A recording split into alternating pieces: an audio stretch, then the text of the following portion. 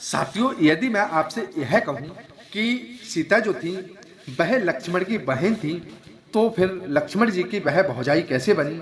तो साथियों, क्या आप इस पर विश्वास कर पाएंगे? जी हाँ साथियों, यही सत्य है। आपने साथियों कुछ भजनों में भी यह सुना होगा कि श्री जनक लली लक्ष्मण की बहन जो थी वह श्री जनक लली लक्ष्मण की बहन, बोलो लक्ष्मण की भौजाई कैसे बनी? तो साथियों, हम आपके लिए बता दें, श्री जनक लली, जनक की लली जो थी उनका नाम साथियों माता सीता था, और माता सीता जो थी साथियों वह राजा जनक की पुत्री थी, इसलिए श्री जनक लली कहा जाता है। और साथियों माता सीता जो थी वह लक्ष्मण की बहन थी, लेकिन साथियों वह लक्ष्मण की भौजाई कैसे हुई थी? यह साथियों लक्ष्मण की भौजाई थी, तो वह लक्ष्मण की बहन कैसे हुई थी? आज की इस कहानी में हम यही जानेंगे। साथियों, यह टाइटल सुनने के बाद में आपको यह विश्वास नहीं हो रहा होगा कि आखिर वह लक्ष्मण की बहन भौजाई कैसे बन सकती हैं। तो साथियों यही सत्य है। इस कहानी को साथियों शुरू करने से पहले यदि आप हमारे इस चैनल पर पहली बार भाई बंधु बनकर आए हैं, तो वह साथियों हमारे इस चैनल को सब्सक्राइब करके वीडियो को लाइक शेयर जरूर कर दें। साथियों आइए साथियों इस कहानी को प्रारंभ करते हैं, क्योंकि साथियों यदि आप इस कहानी को बीच में छोड़ के जाते हैं तो आपको साथियों कुछ भी समझ नहीं आएगा, क्योंकि साथियों आधा अधूरा ज्ञान जो होता है वह विष के समान घातक होता है, और साथियों आधा अधूरा ज्ञान जो होता है वह किसी के काम का नहीं होता है। इसीलिए साथियों यदि आप इस कहानी में आ ही गए हो तो शुरू से एंड तक जरूर बने रहना, तभी साथियों आपके लिए यह सब कुछ समझ में आएगा। तो साथियों आइए इस कहानी को प्रारंभ करते हैं। इससे पहले प्यारा सा कमेंट जय श्री राम का जरूर कर देना साथियों। आइए साथियों इस कहानी को प्रारंभ करते हैं। साथियों यह कहानी जो है, यह कहानी उस समय की है जब साथियों भगवान परशुराम जो थे, जो भगवान विष्णु के एक क्रोधपूर्ण अवतार माने जाते हैं साथियों, अपने गुरु भगवान शंकर से वह ज्ञान प्राप्त कर चुके थे। भगवान परशुराम ने साथियों भगवान शिव से विनम्रता से साथियों ध्यान पूर्वक अनुग्रह किया था साथियों। वे उन्हें कि गुरु दक्षिणा बताए साथियों, जिससे वह गुरु ऋण से मुक्त हो सकें साथियों। लेकिन साथियों शिवजी जो थे वह बैराग और त्याग के प्रतीक थे साथियों। उन्होंने बार बार यह कह करके साथियों मना कर दिया था कि अभी साथियों दक्षिणा की आवश्यकता नहीं है, जब समय साथियों उचित होगा तब वह साथियों स्वयं ही मांग लेंगे। लेकिन साथियों होता क्या है, समय के साथ साथ भी समय के साथ साथ ही भगवान परशुराम को अपनी शक्ति और पराक्रम पर साथियों गर्व होने लगा साथियों। वह साथियों हर बार गुरु से मिलते तो साथियों यही दोहराया करते थे कि हे गुरुदेव, आप जो चाहेंगे वही मैं आपके लिए दक्षिणा स्वरूप प्रदान करूंगा। यह अनुग्रह जो था साथियों यह धीरे धीरे अहंकार में परिवर्तित हो जाता है साथियों। उनके स्वर और भाव में साथियों गर्व जो था वह झलकने लगा साथियों। वह साथियों अहंकार करने लगे। अब साथियों कहा जाता है कि ज्ञानी लोग जो होते हैं वह लोगों के चेहरे की भाषा भी पढ़ लेते हैं साथियों। तो भगवान विष्णु जो थे, तो साथियों भगवान शिव जो थे, वह भगवान परशुराम की वाणी जो थी वह साफ साफ भांप चुके थे साथियों, और वह जान चुके थे कि अब इसमें अभिमान आ गया है। तभी साथियों शिवजी ने भगवान परशुराम से कहा कि यदि आप सच में गुरु दक्षिणा देना चाहते हो तो मुझे शेषनाग की वह दिव्य मणि चाहिए जो उनके फनों के अंदर है। तभी साथियों होता क्या है, परशुराम जो थे वह हंसने लगे साथियों, और साथियों मुस्कुराते हुए बोले कि हे प्रभु, यह कोई कठिन कार्य नहीं है, मैं शीघ्र ही वह मणि प्राप्त करके आपके लिए समर्पित कर दूंगा। लेकिन साथियों क्या आप जानते हैं कि वह शेषनाग जिनके ऊपर साथियों पूरी पृथ्वी बताई जाती है साथियों, उनकी मणि को निकालने का प्रयास करने का हठ जो है साथियों, वह साथियों सभी पृथ्वी को हटा और हिला सकता है साथियों। अब साथियों परशुराम जो थे वह अपने शक्तिवान और धनुष बाण को लेकर के साथियों वह साथियों शेषनाग की मणि प्राप्त करने के लिए निकल पड़ते हैं। और साथियों यह देख करके संपूर्ण पृथ्वी जो थी साथियों वह कांपने लगती है। सभी साथियों देवतागण जो थे वह घबराने लगते हैं कि यदि भगवान परशुराम जो हैं वह यदि सच में मणि ले आए तो इस पृथ्वी का क्या होगा? कहीं साथियों सब कुछ नष्ट न हो जाए। इधर साथियों होता क्या है, शेषनाग भी साथियों परेशान हो उठते हैं और साथियों माता पृथ्वी ने जब वह संकट देखा तो वह भी जो थी साथियों वह भी बहुत ही चिंतित होने लगती हैं साथियों। तभी साथियों शेषनाग और पृथ्वी ने दोनों ने साथियों एक उपाय खोजा। देवी साथियों पृथ्वी ने सोचा कि यदि हम सीधे टकराएंगे तो कुछ नहीं बच पाएगा। तभी साथियों होता क्या है, उन्होंने एक योजना बनाई। माता पृथ्वी ने साथियों एक बूढ़ी माता का रूप धारण कर लिया साथियों और शेषनाग ने साथियों एक नवजात शिशु का रूप ले लिया साथियों। इसके बाद में साथियों माता पृथ्वी ने उस शिशु के लिए अपने गोद में ले लेती हैं साथियों और साथियों उसी मार्ग पर वह बैठ जाती हैं जिस मार्ग से साथियों परशुराम के लिए आना था।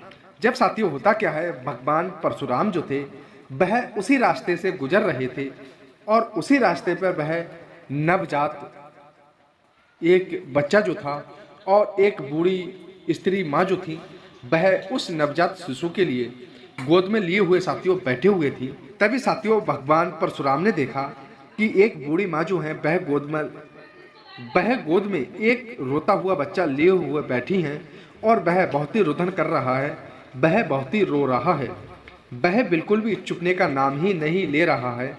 तभी साथियों भगवान परशुराम ने उस स्त्री से पूछा कि हे माता, यह बालक जो है यह इतना जोर जोर से साथियों क्यों रो रहा है, क्या इसे कष्ट है? तभी साथियों उस बूढ़ी माँ ने एक करुण शब्द में उत्तर देते हुए कहने लगी कि हे बेटा मैं क्या करूं, रहने के लिए मेरे पास कोई भी मकान नहीं है और इसी कारण मेरा यह बालक जो है यह बहुत ही जोर जोर से रो रहा है, मेरे पास रहने के लिए कोई साधन नहीं है। साथियों यह बात सुनकर के भगवान परशुराम के लिए उस बूढ़ी माँ पर दया आ जाती है और बहुत ही गहरा करुणा का भाव आ जाता है साथियों। उन्होंने साथियों धैर्य बनाते हुए कहा कि हे देवी आप चिंता मत करो, मेरे कुटिया में तुम और तुम्हारा यह पुत्र जो है दोनों लोग सम्मान पूर्वक और शांति पूर्वक वहां पर आराम कर सकते हो। मुझे किसी भी प्रकार की आपत्ति या परेशानी नहीं होगी साथियों। मैं आपकी यहाँ तक हो सके वहां तक मैं आपकी सहायता ही करूंगा, तुम्हें चिंता करने की कोई भी आवश्यकता नहीं है। वह बूढ़ी माँ जो थी वह पृथ्वी देवी थी साथियों, वह कहने लगी कि आपकी कृपा जो है सर आंखों पर है, फिर भी मेरे मन में एक शंका बनी हुई है। तभी साथियों परशुराम ने बहुत ही आश्चर्य से पूछा कि हे देवी ऐसी कौन सी बात है जो तुम्हें अंदर से भयभीत कर रही है? तभी साथियों तब पृथ्वी देवी ने बहुत ही शांति पूर्वक में जवाब देते हुए कहा, लेकिन फिर भी मन में एक चिंता सता रही है। तभी साथियों परशुराम ने आश्चर्यचकित होकर के पूछा साथियों कि हे देवी ऐसी कौन सी बात है जो तुम्हें अंदर से भयभीत कर रही है? तभी साथियों पृथ्वी देवी ने भयभीत होकर के खूब ही धैर्य पूर्वक से कहा कि हे प्रभु बात यह है, मेरा यह बालक जो है यह बहुत ही अत्यंत चंचल, अत्यंत शरारती और कभी कभी यह अनियंत्रित हो जाता है।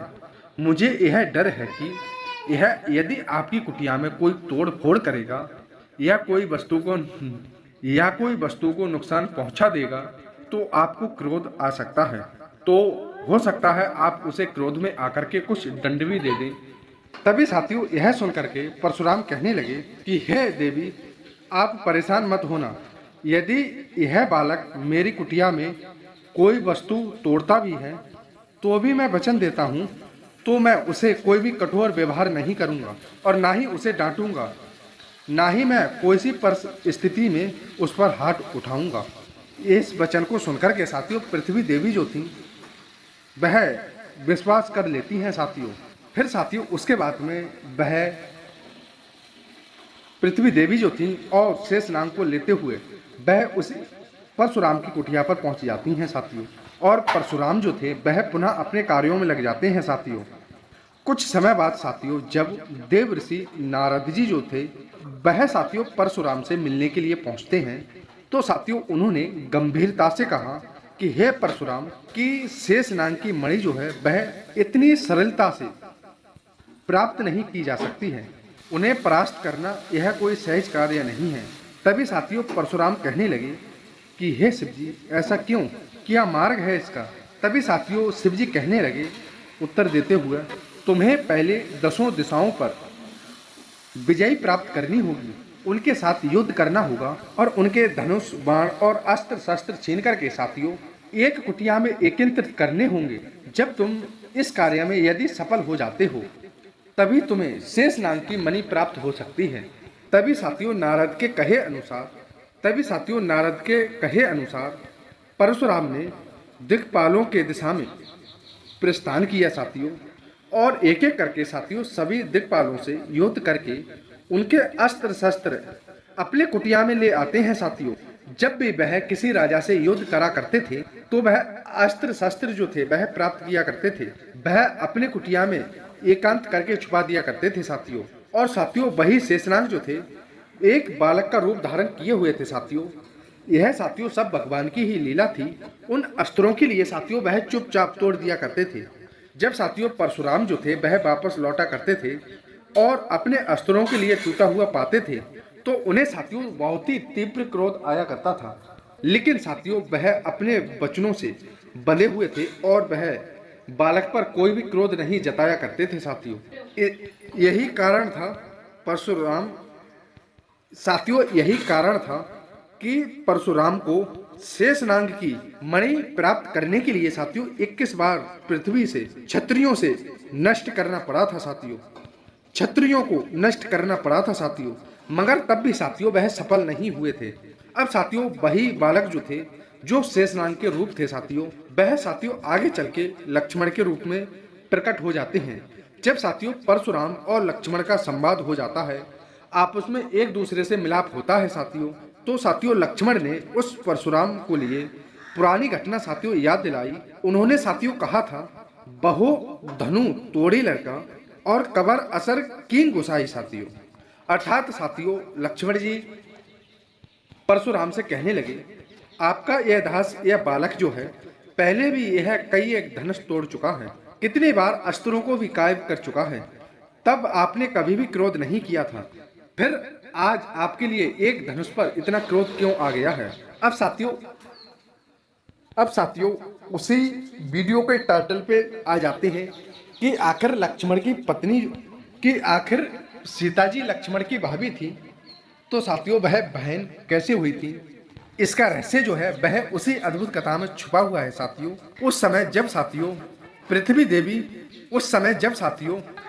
देवी ने जब शेषनाग के लिए अपने पुत्र के रूप में स्वीकार किया था और उन्हें साथियों परशुराम की शरण में छोड़ा था, तब वही शेषनाग जो थे साथियों वह परशुराम की शरण में लक्ष्मण के रूप में अवतरित हुए थे साथियों। इसीलिए साथियों उन्हें पृथ्वी का पुत्र माना जाता है। वहीं साथियों दूसरी ओर जब धरती माता ने एक हल जोतने की प्रक्रिया में सीता को प्रकट किया था, तो वे भी साथियों सीता पृथ्वी की ही पुत्री कहलाई थी। इसीलिए साथियों सीता जी का और लक्ष्मण जी का उत्पादन जो है वह एक ही जगह से हुआ था साथियों, और वह थी साथियों पृथ्वी देवी। इसीलिए साथियों कहा जाता है कि सीता जो है वह लक्ष्मण की बहन की शरण, इसीलिए कहा जाता है साथियों लक्ष्मण की बहन माता सीता हुई थी साथियों।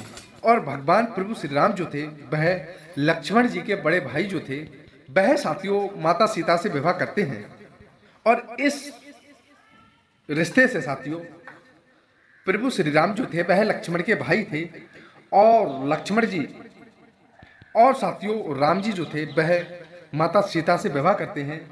तो इस स्वरूप वह लक्ष्मण जी की सीता माता जो थी वह भाभी बन जाती हैं साथियों। इस तरह साथियों माता सीता जो थी वह लक्ष्मण की बहन समान भी मानी जाती हैं साथियों। और साथियों प्रभु श्री राम के रिश्ते से वह भौजाई भी लागी जाती, और साथियों प्रभु श्री राम के रिश्ते से भी वह भौजाई लगती हैं। तो साथियों आप समझ चुके होंगे कि आखिर वह कहावत कैसी है कि श्री जनक लली जो थी वह लक्ष्मण की बहन भोलो भौजाई कैसे हुई थी साथियों। तो साथियों वह इसी प्रकार हुई थी कि जब माता सीता जो थी वह भी धरती से उत्पन्न हुई थी साथियों, एक गढ़े के माध्यम से साथियों, और उधर जब परशुराम शेषनाग मणि लेने के लिए जाते हैं तो शेषनाग भी शिशुपाल का रूप लिए हुए वह पृथ्वी पर अवतरित होते हैं। उसी प्रकार साथियों जब वह अवतार लेते हैं शेषनाग, तो साथियों वे भी लक्ष्मण के रूप में लेते हैं। तो जब साथियों लक्ष्मण भी पृथ्वी से उत्पन्न हुए थे, उधर साथियों सीता जी भी पृथ्वी से उत्पन्न हुई थी। इसीलिए दोनों एक ही जननी यानी कि पृथ्वी माँ से उत्पन्न हुए थे।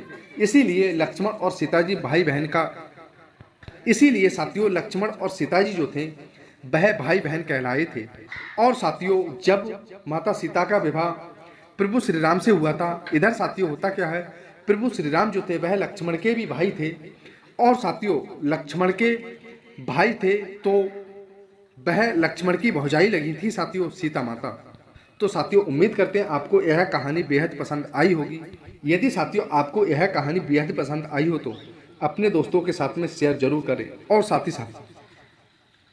ही साथ साथियों जय श्री राम का कमेंट करना मत भूलिएगा। मिलते हैं एक प्यारी सी ज्ञान चर्चा के साथ में। धन्यवाद साथियों।